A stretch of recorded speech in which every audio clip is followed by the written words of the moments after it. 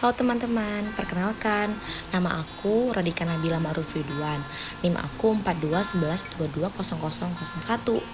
Aku dari kelas PSB 21B Universitas Negeri Medan. Simak baik-baik ya video aku kali ini, karena kali ini aku akan membahas tentang kasus penculikan anak di daerah Medan. Simak baik-baik ya. Penculikan adalah mencuri atau melarikan anak atau orang, lalu disembunyikan dan dimintakan tebusan. Anak adalah seseorang yang belum berusia 18 tahun, termasuk anak dalam kandungan. Kasus penculikan yang melibatkan anak-anak bisa dijadikan sebagai suatu tindakan yang dapat menimbulkan masalah pada perkembangan emosi dan jiwaan mereka. Sebab penculikan dapat menimbulkan trauma mendalam yang terbawa hingga si anak sampai pada masa selanjutnya, yaitu remaja atau dewasa.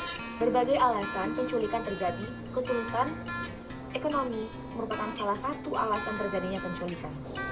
Maraknya kasus penculikan anak akhir-akhir ini membuat para orang tua menjadi khawatir dan tidak nyaman melepas kepergian anak-anaknya ke sekolah dan tempat-tempat lainnya. Hari ini memang kasus penculikan anak kembali menghangat, bahkan viral di media sosial, dan beritanya menghiasi di media-media mainstream dan media massa lainnya. Data menunjukkan bahwa memang setiap tahun kasus penculikan anak terus meningkat. Motif penculikan anak. Banyak motif dan cara dalam melakukan penculikan terhadap anak. Kesulitan ekonomi merupakan salah satu alasan terjadinya penculikan, yaitu dengan cara meminta tebusan kepada orang tua dan keluarga korban penculikan tersebut. Ada juga ingin mempunyai anak karena si pelaku belum mendapatkan anak. Contohnya dalam kasus EKS alias Mita menempuh jalan pintas, tak hanya karena ingin membuktikan kepada suami bahwa ia bisa memberi momongan. Ia nekat menculik bayi berusia 4 bulan hanya demi pembuktian itu. Bayi berinisial AA itu diculik merupakan pasangan dari suami istri Arfandi dan Milan. Ia menculik bayi itu dari kediaman mereka di Kelurahan Kaluku Bodoa. Ada beberapa hal yang melatar belakangi terjadinya penculikan anak atau modus operandi. Di antaranya yang tadi sudah saya sebutkan, yaitu uang tebusan, dendam, yang mana dendam penculikan anak pun bisa dilakukan karena pelaku menyimpan dendam pada orang tua korban. Hanya karena pernah ditegur atau diberhentikan dari pekerjaan, maka anak pun bisa dijadikan sasaran penculikan. Bisa disertai dengan pemerasan atau meminta uang tebusan, atau bahkan pembunuhan. Yang selanjutnya yaitu menguasai harta benda. Tak jarang penculikan anak terjadi karena pelaku ini ingin menguasai perhiasan atau harta benda si anak, seperti anting-anting, kalung, cincin, atau telepon selulernya. Dan selanjutnya adalah perdagangan anggota tubuh. Penculikan anak terutama dengan anak jalanan. Dengan demikian, pasal yang mengatur tentang penculikan yang ada dalam Undang-Undang Perlindungan Anak tersebut yang akan diberlakukan jika penculikan terjadi dalam Undang-Undang Nomor 35 Tahun 2014 tentang perubahan atas Undang-Undang Nomor 23 Tahun 2002 tentang Perlindungan Anak sesuai dengan perkembangan hak asasi manusia.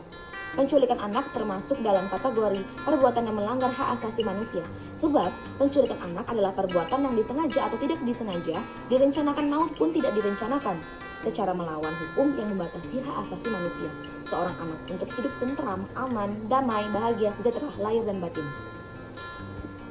Hukum pidana adalah bagian dari keseluruhan hukum yang berlaku di suatu negara yang mengadakan dasar-dasar dan aturan-aturan untuk menentukan perbuatan yang tidak boleh dilakukan, yang dilarang dengan disertai ancaman atau sanksi berupa pidana tertentu bagi barang siapa yang melanggar larangan tersebut. Kejahatan atau tindakan kriminal merupakan salah satu bentuk dari perilaku menyimpang yang selalu ada dan melekat pada tiap bentuk masyarakat. Minim masyarakat yang sepi dari kejahatan. Delik penculikan diatur secara umum atau lex generalis dalam Kitab Undang-Undang Hukum Pidana KUHP. Delik penculikan tersebut diatur dengan tegas dalam pasal 328 KUHP, pasal 330 ayat 1, ayat 2 KUHP, pasal 331 KUHP, pasal 332 KUHP.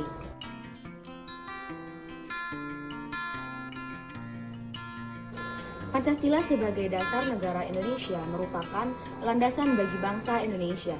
Dalam hal ini, Pancasila dijadikan sebagai landasan sekaligus sebagai sumber hukum di Indonesia. Artinya, segala peraturan di Indonesia harus berdasarkan nilai-nilai luhur dalam Pancasila, yang mana terdapat pada sila kedua yang berbunyi kemanusiaan yang adil dan beradab. yang berkaitan dengan tema saya kali ini, yaitu penculikan anak. Yang mana dari sila kedua ini mengajarkan kita sebagai manusia yang bermartabat agar tidak berlaku sewenang-wenang terhadap orang lain. Salah satu contohnya ialah penculikan anak. Dan yang selanjutnya adalah menurut pandangan agama, yang mana perbuatan-perbuatan yang dilarang dalam hukum pidana Islam dikenal dengan sebutan jarimah.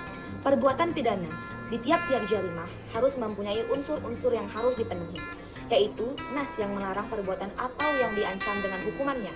Penculikan terhadap anak masuk pada bab pencurian. Pencurian adalah salah satu dari bentuk hukuman bagi pelaku penculikan dikenai hukuman tak. Yang selanjutnya tentang penculikan anak menurut sosial, yang mana pasti masyarakat sekitar tidak ada yang setuju tentang terjadinya penculikan anak ini, apalagi jika terjadi di sekitar wilayah kita sendiri. Yang mana pasti masyarakat sekitar akan menindaklanjuti terjadinya penculikan anak ini, bahkan bertindak langsung di tempat seperti mengkoyok pelaku atau membawa pelaku ke pihak yang berwajib.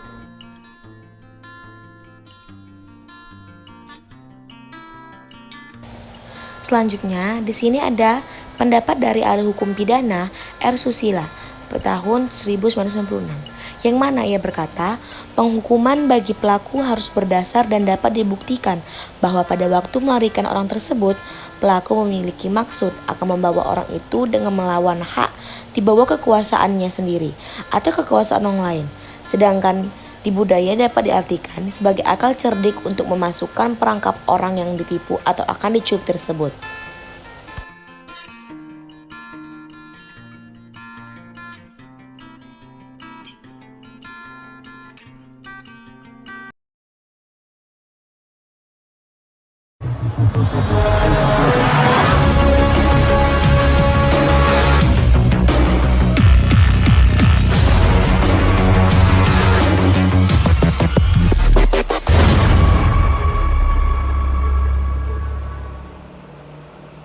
Thank you for the happiest year of my life.